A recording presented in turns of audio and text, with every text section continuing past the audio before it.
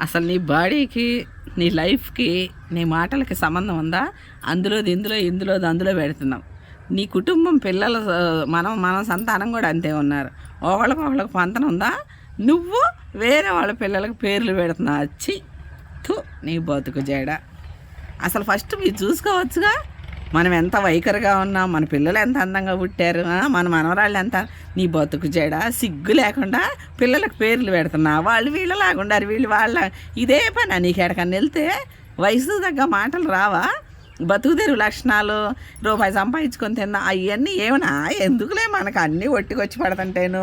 అయినా నా పిచ్చి కాకపోతే మీకు పని అవసరమే లేదు. శుద్ధంగా తయారై కూర్చుంటే చాలు. మీరు చిగ్గులేందాని శరం ఉందంటే అసలు నీకు. వాళ్ళ పిల్లలకు పేరు పెడతా. నీ మనవరాళ్ళు, నీ ముద్దు మనవరాళ్ళు, నీ మనవరాళ్ళు, మనవ సంతానం ఎలా ఉన్నారో చూసుకోసారి.